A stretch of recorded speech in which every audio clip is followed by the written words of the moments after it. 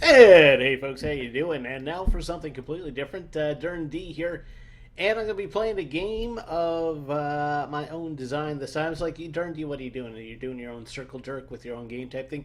This is actually more of a post-mortem, um, kind of an FYI maybe if you're ever thinking about doing your own independent game. Got a few different thoughts and observation after making my first game. I put it out. I think maybe about 20 people have downloaded it, but that's fine because, as I mentioned in the game's description itself, this was more for me to learn the game engine that I was working with. So that's why I'm using AGS, Adventure Game Studio.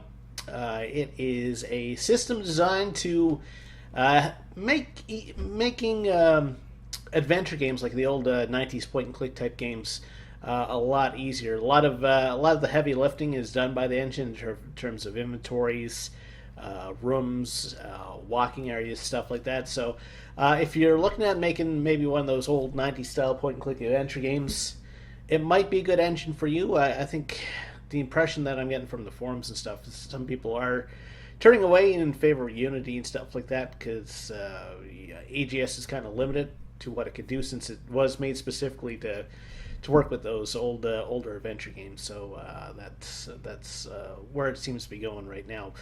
But okay, let's start from the beginning. Why did I decide to make this? This is actually my, I'm gonna say, third attempt at making an AGS game.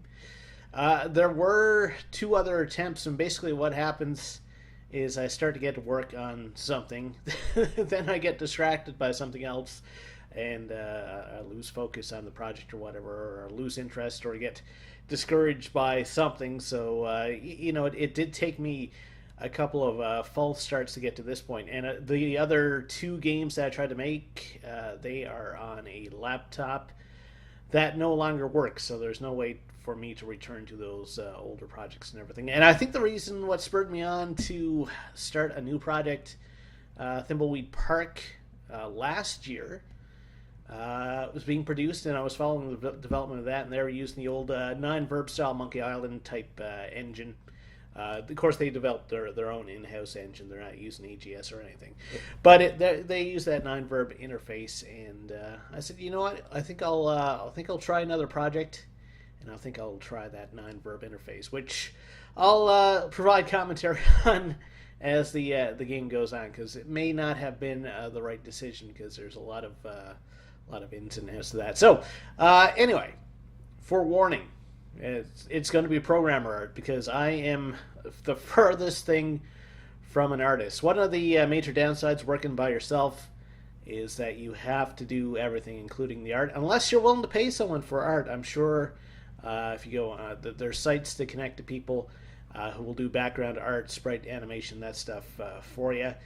But for my first project, I didn't want to shell out any of my own money, and I'm glad I didn't because it gave me a chance to learn some stuff and gave me a chance to understand the thought process behind doing different things. So the game's called the Dollhouse, and the reason why I called it that, the idea was you're this person trapped, and you're basically the plaything of this man behind the camera, the doll of him. He's watching you as you move through all these rooms. So that's why I went the title The Dollhouse, and that's why I went kind of this silhouette.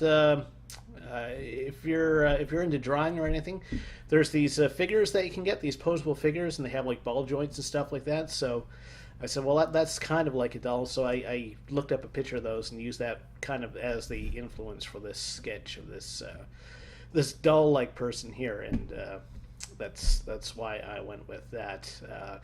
I think originally I had planned of having, I don't know, like a cutaway of a house or something like that, like in this area. But I think I tried a couple different things, and like I said, I'm not a great artist. I'm not even a competent artist, and it didn't look that great. But I said, well, I can get like the upper part of the human body and make it look like the upper part of a human body anyway. So I think I succeeded that much. Anyway, I also called Chapter 1 Plaything. The reason why I went with Chapter 1 is that I think at some point in the future I'll probably return to this universe I set up where there's this madman behind the camera, and you're basically his pawn moving through his rooms and doing adventure game type puzzles. I do have a new project in the works, though. It's still going to be a point and click game, but it's going to be in like a first person perspective and not this third person 9 verb style monkey island thing. So that is that. So yeah, that's basically how I got started and why I got started. So like I said, Thimbleweed Park getting released, I think that was a huge indicator for me to try my hand on this again. I mean, AGS has been around for a long time, and if you ever heard of Yahtzee, who does those game reviews and stuff like that, he actually released a couple of games very early in the AGS era. There was this kind of a free, well, I don't want to get too much in this, but there was this idea called Reality on the Norn, I think it was, Ron Games, and what it was is there would be the shared universe and people would contribute games, and each game would be a chapter in this Reality on the Norn. So anyway, this brings us to where we are right now. So this is the start menu. This is literally the last thing that I made. I made the game and said, am I just going to boot people right into the game, or should I have a proper start menu? And I thought to myself, I'm trying to learn as much as I can about AGS, so I should learn how to do a start menu. So it was very basic. I sketched this out, Paint Tool Psi, and then I brought it into graphic scale, which I use for my sprite stuff, and added the text for the Dollhouse, and added these hot bars. So yeah, you can start, you can load, you can quit. So we're going to start off with our game, The Dollhouse Chapter 1. So as I mentioned, the premises of the game is that you're in this kind of dungeon, and there's this man behind the camera who kind of talks you, well, he doesn't talk you through, but he watches you as you get through his puzzles. So it's our main protagonist here. She doesn't have a name. This is actually her second character design. The first the first character that I had, it wasn't such a good it wasn't a good design, let's put it that way. And also the hair and the kind of the color schemes that I had in the initial design, the hair was like super poofy, and I could not get like a walk animation out of the sprite that I had made. So I'm starting off here. I figured, what's a good place to start? Well, I mean, you see this a lot in adventure games. You're stuck in the initial room, and your objective is to get out of the initial room. So, you get knocked out somewhere in your life. I think at one point I had thoughts of there being like a grander story where this woman's sister gets kidnapped, and she goes to this. It's almost like a Maniac Mansion rip off at that point, but her sister gets kidnapped, and she goes to this mansion to try to find her.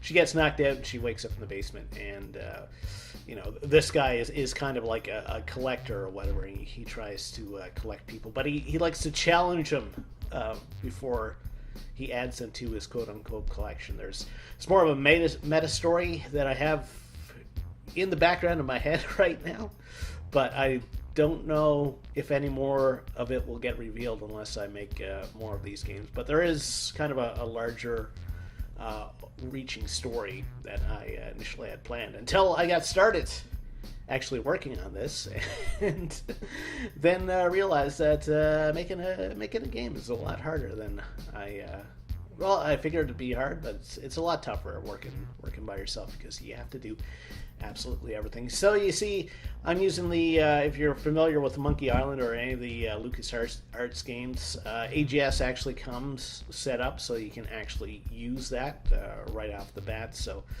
but they're always putting your own GUI, and I'm pretty sure that's what I'm going to be doing for my next game, because of kind of one of the major issues that I ran into. So, managed to have this camera animation. It's all like 3 frames. I think it's 3 frames that get repeated, and then they go reversed or something like that. So, I mean, ideally, in my perfect vision for the game, there would be this camera and it would track you as you walk around the room. But I didn't have time to implement it, and it would be a lot tougher to implement, I think. So here we go. So the character, she's knocked out. Oh my head, where am I? And this guy behind me. Welcome. So glad you could join us. Who are you? What's going on? You, my dear, you are being tested. Trying to find those worthy enough to join my collection. Tested. Head lies you. Head that should be ahead of you. That's another thing. Typos are my worst enemy. And no matter how hard I kind of look through, so that should be ahead of you lies a series of challenges. Complete them, and I will find you worthy. Don't complete them, well, things won't go well for you. You sicko, let me out of here. Test begins. I suggest you not waste your time. So that's another thing. I think if I on my next project, I actually will bring in like an editor and maybe see if I can get some people to beta test, because there are some typos and stuff that slip through the cracks. Camera falls silent, begins to track you as you move around the room. So, like I said, initially I had planned for this camera to track you as you moved around, but yeah, I don't have the animation chops to do it in the first place, and to implement that within actually AGS, I think it would take me it would probably add like a week or so of development time. So I did manage to get a walk animation.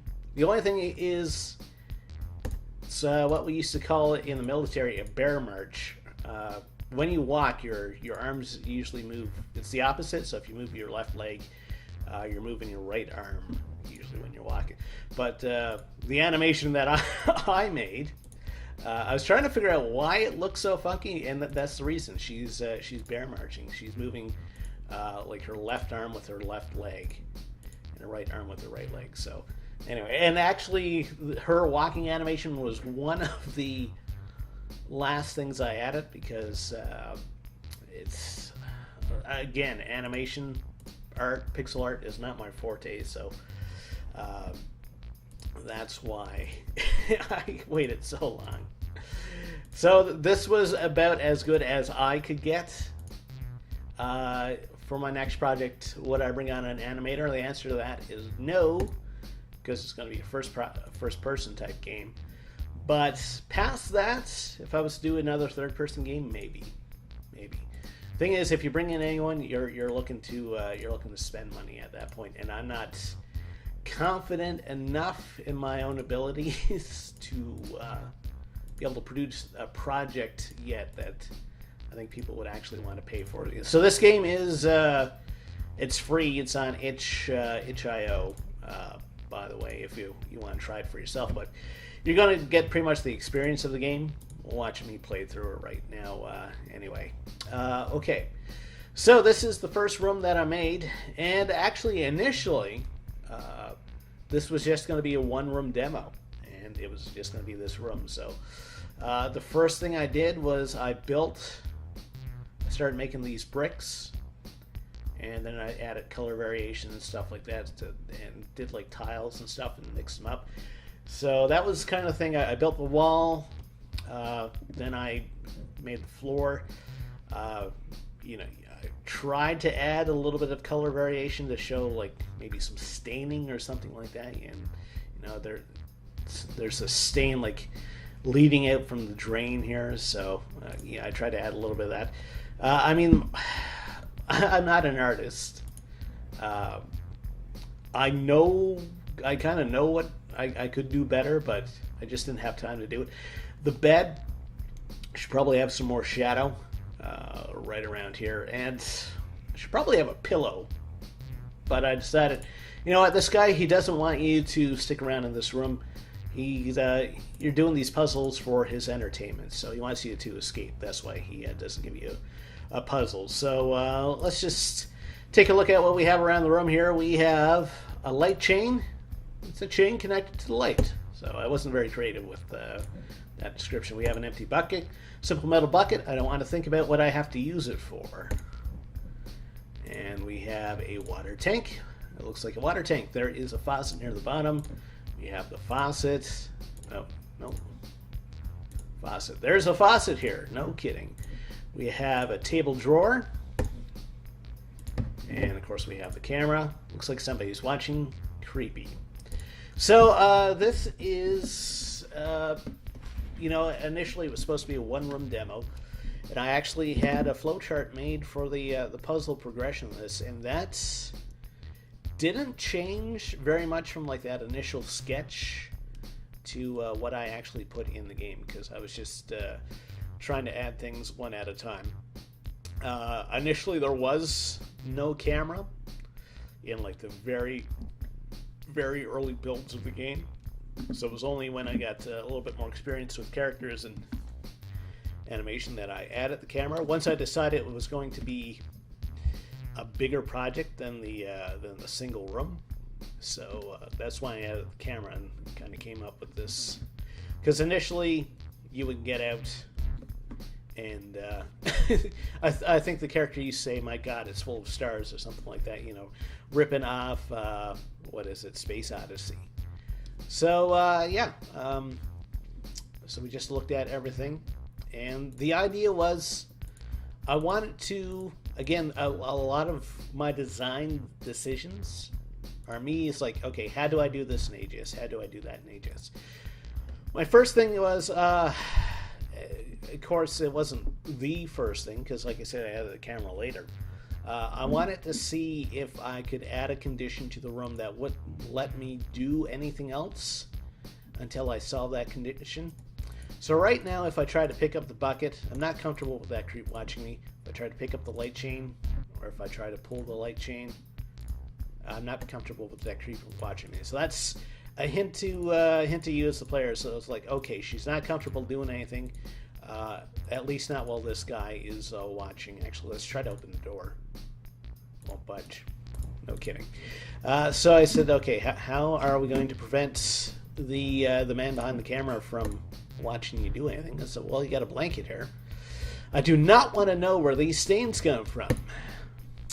Yeah, it's a crusty old blanket. And like I said, two things about the bed. I should have had a pillow, and I should have had a separate bed object for once you remove the blanket. The way I kind of bluffed around that's like, if you try to pick up more blankets, like, I don't know how long I'll be here, so I don't want to completely strip the bed.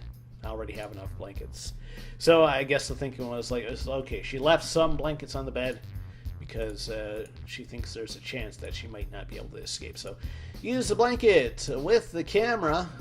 Good luck watching me now, creep. I actually added this dialogue fairly late in the process.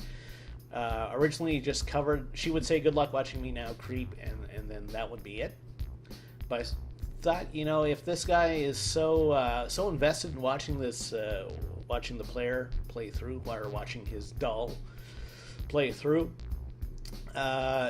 he would have a comment on the fact that she covered up the camera. So I decided to add a little bit of back and forth between the character and the man behind the camera. Good luck watching me now, creep. Clever. It's the first time I've seen that move.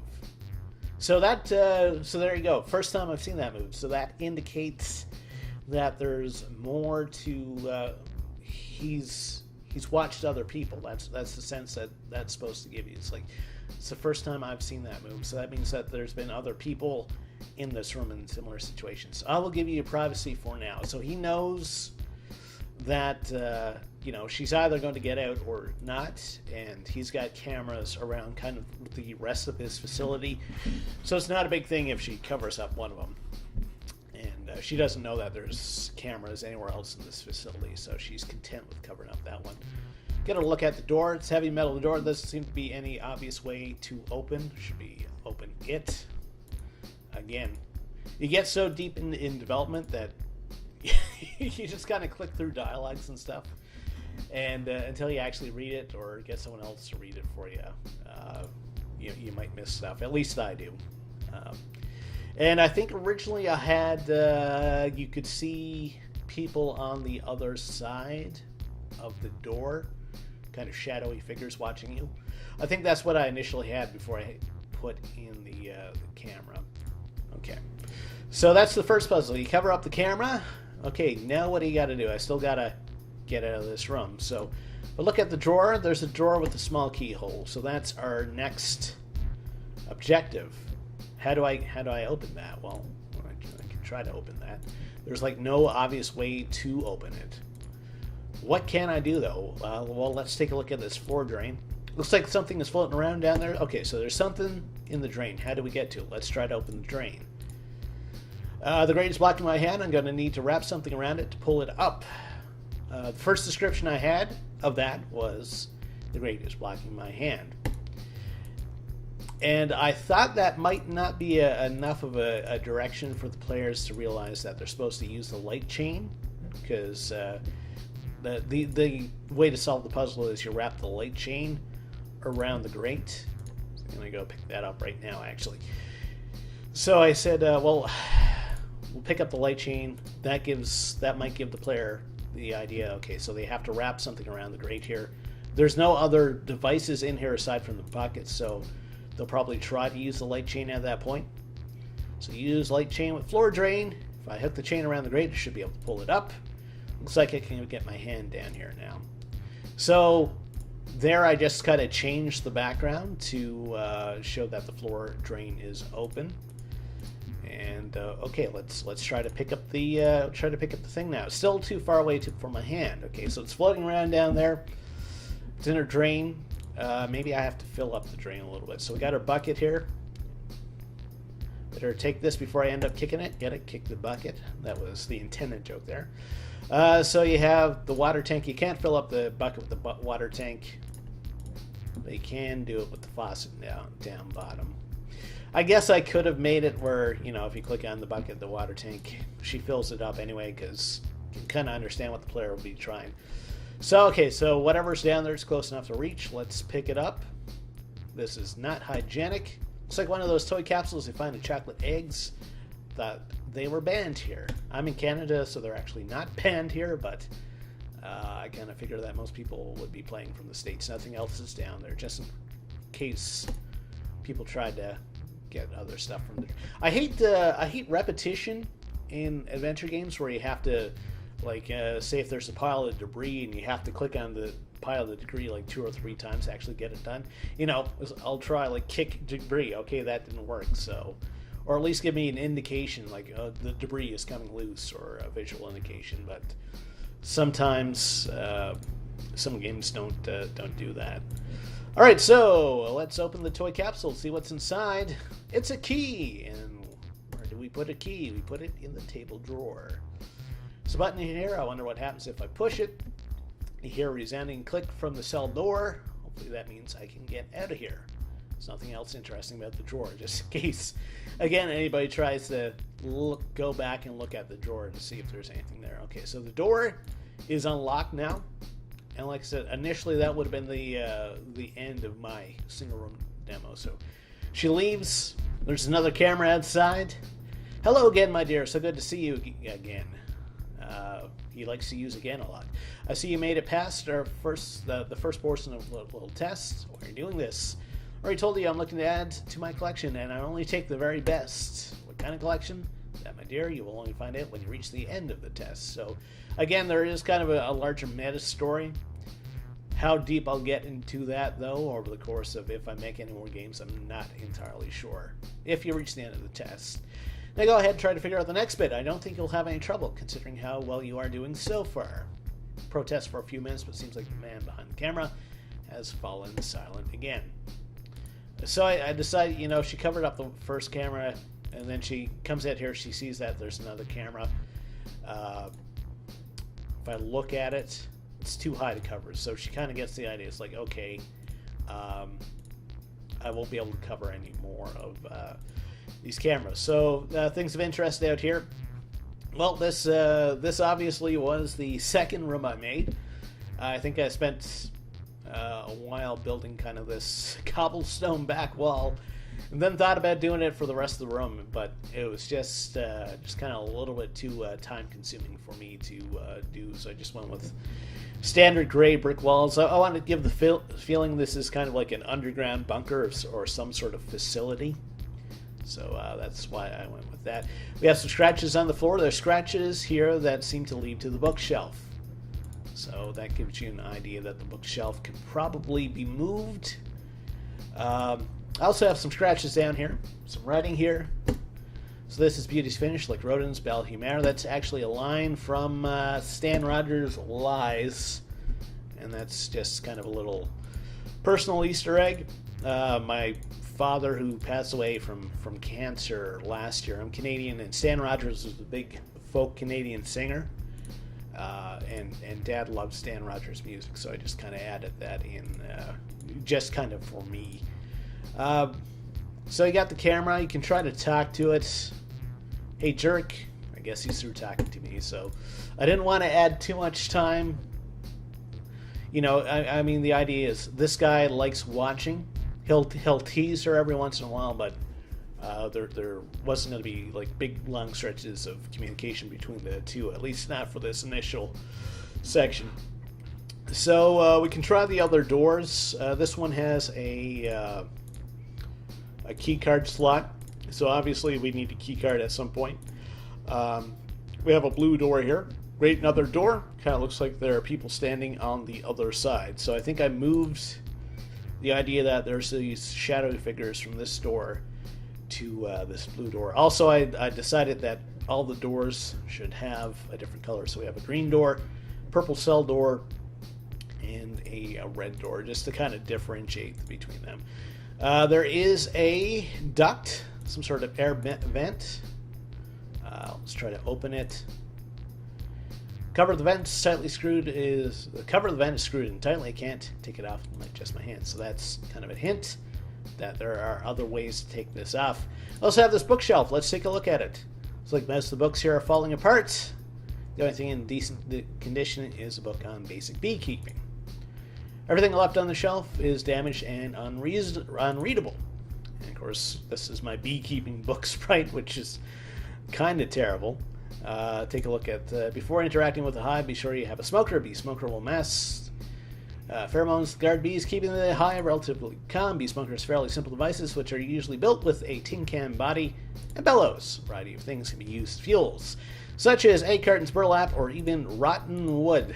And that is almost word for word, I guess, the Wikipedia entry on how to build a bee smoker.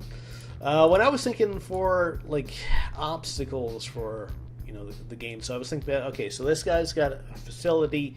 He gets his jollies from watching people solve puzzles.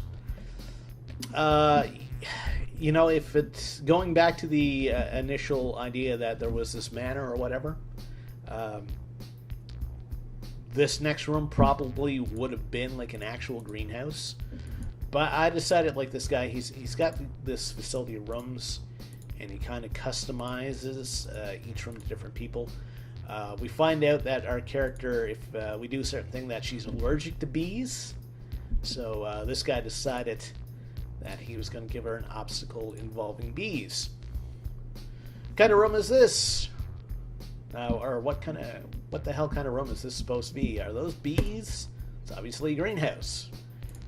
So yeah, that's kind of the joke here. It's like he's got the bare minimum to make it a greenhouse. Part of this is my own ineptitude in making art. I have this one stand with like 12 or 13 plants. There's a pair of coveralls there, and there's a beehive. So apparently that constitutes a greenhouse in my mind. So I kind of wrote that as to a joke in the game. It's like, okay, we've had budgetary constraints. Obviously, have you ever seen a greenhouse in real life? Well, yes, but our budget has been a little tight lately.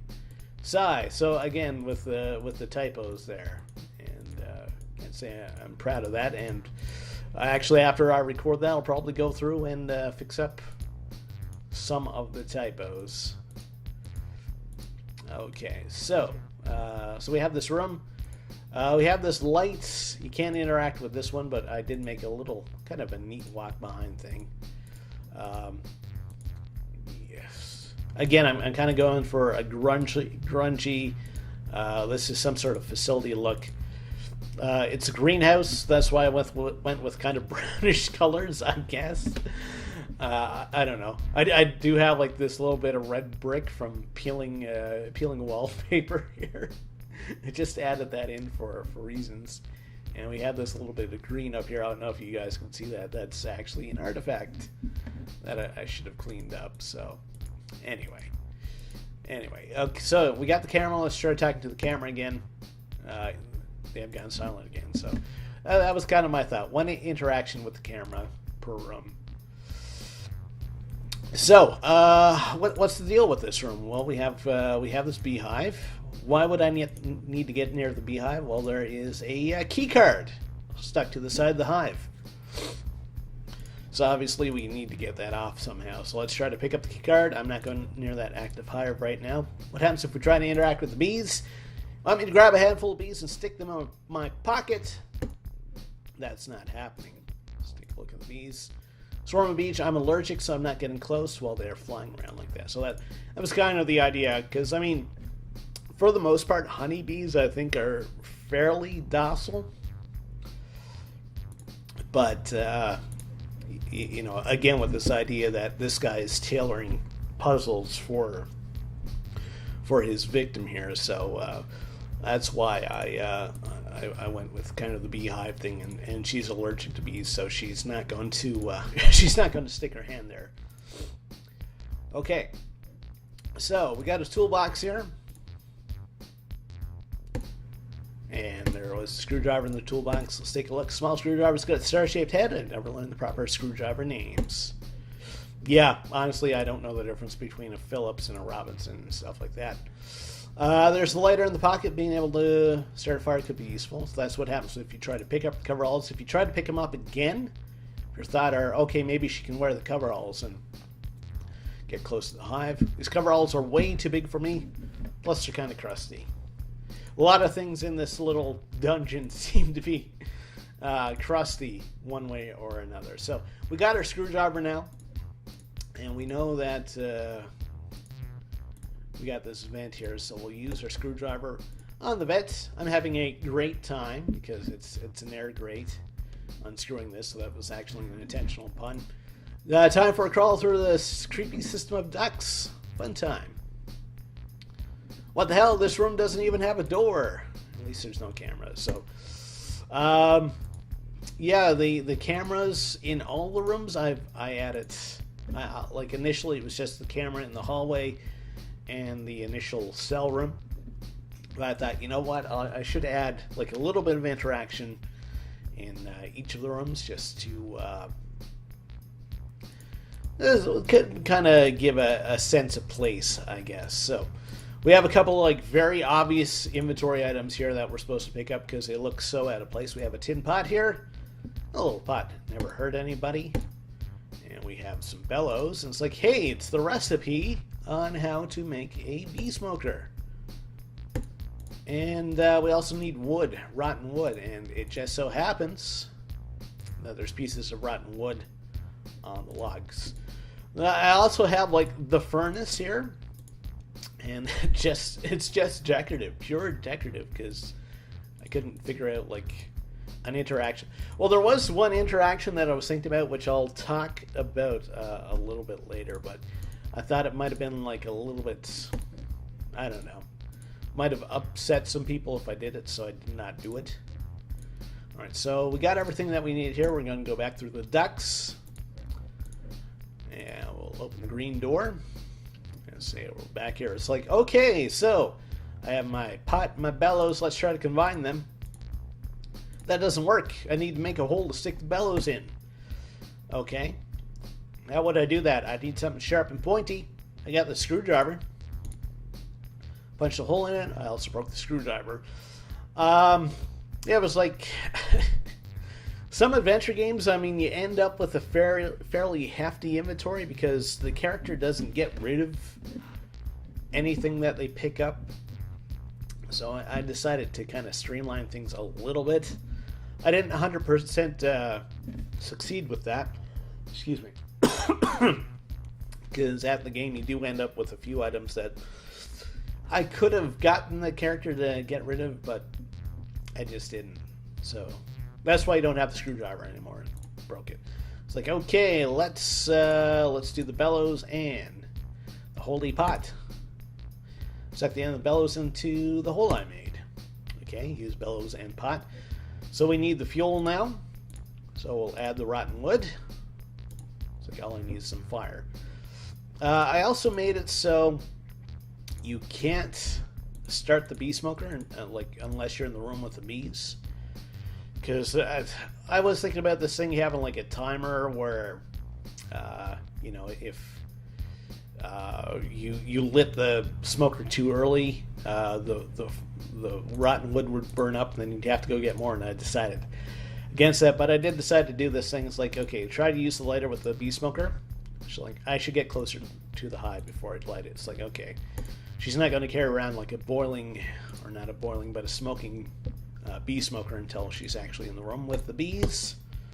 All right, let's get down to business, because I like puns. So we'll use the active smoker with the bees. Relax, guys, relax. The bees have calmed down. Pretty sure I won't need the smoker anymore. Again, that was me. It's like, okay, trying to get rid of some of the inventory items that she could have possibly picked up. So we got this key card now. Ew, it's pretty sticky. It's like, okay, this key card is going to be full of honey. And I thought about it, was like, there wasn't a lot of backtracking. Now, here's the thing with adventure games. I really, really hate backtracking, especially like in wide open games, because you know, if a game forces you to walk like 3 or 4 screens to get back where you need to be to do your next action, it's kind of bad and interrupts the flow. But I decided, you know, since she should not be able to walk behind the thing like that. But anyway, since I have like such a small space, I didn't mind a little bit of backtracking. So I mean, we do have our key card. We could try to use it. Having a hard time using the card keeps sticking to my hand. So we got to get rid of this honey somehow. And how would you clean off pretty much anything? Well, you use water. And where do we know we get water? We get it from the faucet here. So we'll do that. We'll clean the honey off the key card. Off the key card. Wow. Me fail English? That's impossible. Okay, so we have that now. Also, I should reveal this puzzle. So yeah, we saw from our scribbles that you can move the bookshelf. So let's push the bookshelf. You push the bookshelf out of the way, revealing a drawer. Okay, what's with the drawer? Some writing here. To open the drawer, you need to shell out something.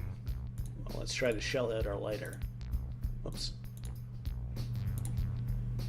I think they're looking for a specific item. I'm pretty sure that's not it. What will we need to shell out? Well, let's see. Let's go into this room. Slide the key card into the slots. Seems to have done the trick. Aquarium now. What kind of setup is this? I think you need to be more appreciative of all the work to set all this up. Be more appreciative if you let me out. No need to shout, dear. You are almost through the first section. We've been impressed by your progress so far, and remember, all this was done just for you. That's supposed to be a little bit ominous, but anyway. Okay, so shells. What has a shell? Lobster has a shell. Come to think of it, mussels have shells too, but we won't. I should have actually added like an interaction where, looking back on it now, where you drop shells into the slot. Here's like, and they're like more shells or something like that, or I don't know, it's a wrong color shell or something like that. So yeah, mussels you get from this tank. Also have this little fish tank here. Carrying around live fish isn't very efficient, so that's my kill them. So I figured she was okay with like plucking mussels and using them for bait. The fish, not so much. Funny thing about this room too is like there's no like physical way for her to do most of the actions in this room. There's kind of like this. This is supposed to be like a little slab where she sticks her hands in to pluck a few mussels, but there's no like physical way that you can see to interact with the larger tank. So you just have to use your imagination for that. Okay, so objects here. Of course, we got our camera again. Getting tired of that creep watching. Doesn't seem to be much you can do about it. Again, she's kind of realized at this point, there's going to be cameras mostly everywhere, so there's no point in covering any of them up. And she could try talking to it. There's no point in yelling at the camera anymore because, of course, in previous rooms she's tried it and nothing has come of it. So how are we going to get the lobster out of the tank? My arm won't reach. Well, we literally have lobster traps here. So let's pick one of those up. I think just one will do. And of course, if I was a little bit better and had more time to dedicate to it and stuff, I should have made it that one of these traps disappear after you pick up one, but anyway, I did not. Also, I am missing an item to do this. And it's back here. I figured we have our planter box here. People would try to use it. They tried to dig in the dirt. It's a wooden shuttle buried in the dirt. Now, I'm from the east coast of Canada, so this makes a lot of sense to me. It's a wooden shuttle. It's a wooden shuttle. I saw fishermen use this to repair a net once. Okay, so I gave the character the information that the player needs to know, just in case they're not familiar with lobster or netting repair. It's like, okay, I have to repair the net on the trap. The net part of the trap is busted. It's like, okay, net. Can I use the shuttle with this? I'm going to need some twine to fix the netting. Where am I going to get twine? I haven't seen any twine. Well, we have these panels here. Why are they suspiciously labeled? This one is loose. Or the panel free from the wall. Secret compartments! And inside there's twine, because this guy, he likes to watch you solve puzzles. So he gives you what you need to solve the puzzles. So you have to use the twine with the shuttle, and then you use the shuttle with the trap. Okay. And, I mean, you could try to put the trap in with no bait. There's no incentive for the lobster to enter the trap. Try to put the bait in with no trap. Drop the mussel into the tank. Here you go, buddy. Lobster moves over to the mussel and breaks open the shell. It consumes the meat inside. Seems like he likes to eat mussels. Maybe I can use that. Just in case someone was trying. I was trying to anticipate some of the actions that players might do, and it kind of brings me back to this non-verb system. There's almost like too many possible interactions that you can probably do. So I'm pretty sure for my next project, I'm going to, it's just going to be like a left click, right click type interaction screen, because there's just way too much. You can try to talk to lighters and mussels and stuff like that. It's not going to work for the most part. All right, so we have our trap. We got to bait the trap. Now, did I fix that bug where you were able to pick up mussels again? I don't want people to get jealous of all my mussels. Yeah, there was a bug earlier where if you baited the trap, you could go back to the mussel tank and pick up more mussels, because the game was checking to see if you had the item of mussels. And so if you didn't, it's like, oh, okay, I can give you more mussels. So, again, like, there's no physical way for this to work, because there's no, like, slot or anything here. I probably should have made this like an open tank up top. But anyway, I'm not an artist, again. So we'll use our baited lobster trap with a large tank. You'll lower the baited trap into the tank. Lobster moves inside and begins to eat the bait. Pull the trap out with the lobster inside. I'm going to call you Fred.